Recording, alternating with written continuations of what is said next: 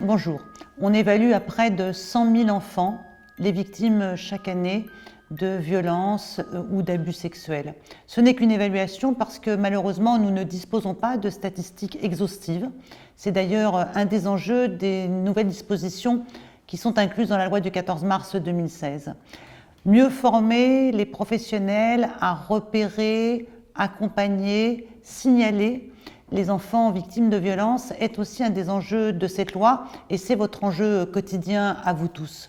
La loi du 14 mars 2016, nous l'avons voulu à la fois une loi de prévention, une loi de repérage, une loi d'accompagnement, une loi de meilleure coordination de l'ensemble des intervenants sociaux.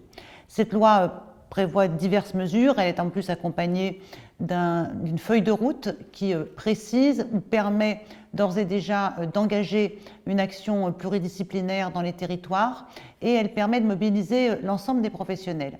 Dans les mesures principales de la loi, je voudrais évoquer d'abord la nécessité pour les départements de désigner un médecin référent pour faciliter le contact avec les autres médecins du département. La nécessité aussi d'éviter les ruptures dans le parcours des enfants accompagnés en protection de l'enfance. Et je pense particulièrement à tout nos nouveaux dispositifs qui va anticiper le passage à la majorité pour les enfants accompagnés. Dans cette loi, il y a aussi la création ou le renforcement des observatoires départementaux de la protection de l'enfance qui seront des lieux d'élaboration des politiques pluridisciplinaires et plurinstitutionnelles dans les départements et qui nous permettront aussi, je le souhaite, en lien avec l'Observatoire national de la protection de l'enfance, justement d'avoir des statistiques, des chiffres plus fiables, plus scientifiques que les évaluations que nous avons aujourd'hui. Donc cette loi, c'est une loi de mobilisation des professionnels et c'est une loi qui met l'accent sur la formation, pas simplement la formation de chaque profession, mais aussi la formation collective.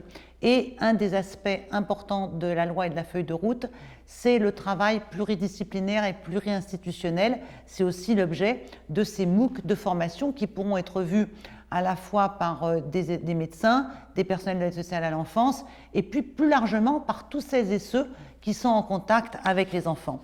Au plan national, l'État a tenu à réaffirmer, dans le respect des compétences des départements, sa vocation régalienne et un Conseil national de la protection de l'enfance viendra là encore permettre aux professionnels d'élaborer ensemble une meilleure circulation des pratiques professionnelles, une meilleure élaboration collective et aussi, je le souhaite, une force de proposition pour les départements et les gouvernements successifs.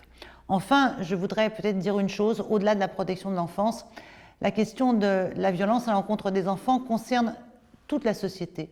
Elle concerne tous les adultes. C'est pour ça que je fais également la promotion d'une éducation non violente. Chaque enfant a besoin pour se construire d'un cadre. C'est nécessaire à son développement. Il lui faut quelque chose de rassurant, de sécurisant, des limites. Pour autant, pour élever un enfant, pour lui donner justement la conscience de ses limites, il n'est pas utile de recourir ni à la brutalité, ni aux insultes, ni aux coups. On peut élever un enfant fermement, mais dans le respect de sa personne. Merci.